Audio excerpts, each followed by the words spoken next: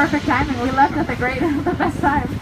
Now, because this is the airport island, and it's called Billy Bishop, and it was named after William Avery Bishop, who was a fighter pilot in the First World War. And because it's located so close to the downtown, where we have thousands of residents and people working all day long, we have a few rules.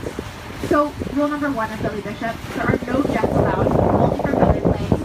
And it's not only because jets are extremely noisy, but it's also because jets require very long runways, which we do not have. This is a very short runway compared to most airports. The city wanted to extend the airport all the way through the harbor, and he voted no. The people of Toronto voted against this because we like our harbor. We don't want to cut it off with a long runway. So no jets are allowed. Rule number 2, if your plane lands or takes off after 11 p.m., your plane can be looking at a fine of up to $10,000. They are really strict about the 11 p.m. curfew here, again, so that all the residents do not have to listen to planes all night.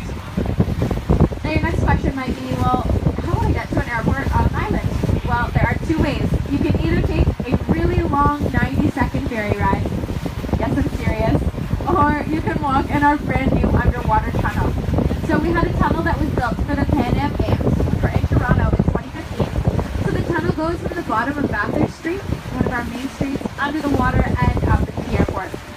And very exciting. The tunnel was originally boarding pass only, but I've just been told that it is open to the public. So it's very exciting.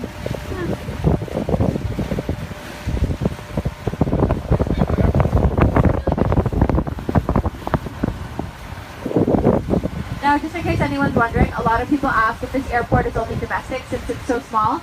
The answer is no. It flies to the United States, but it only goes to cities that are maximum 2 or 3 hours away. It's more of a commuter airport, so it often goes to New York, Chicago, Montreal. The furthest that it goes is Orlando in Florida.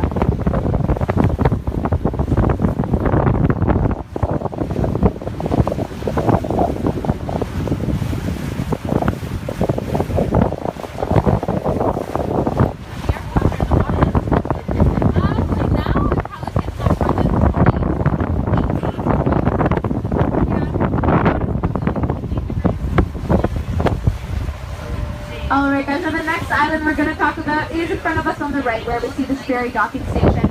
And this is called Hanlon's Point. And Hanlon's Point was named after the Hanlon family, who were very well known in Toronto in the late 19th century. And the Hanlons were well known because they were the first ones to be active on the island. Before them, no one really bothered to come out here. So the Hanlons provided this black, white, and red tugboat.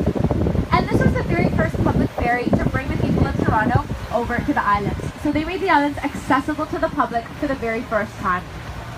Now, this boat that I just mentioned, this is called the Ned Hanlon.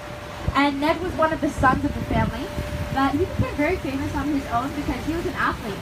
He was a rower, and he competed for Canada all over. He was actually very good. But rowing is not the only thing that he did. Ned Hanlon was a very well-known Canadian bootlegger.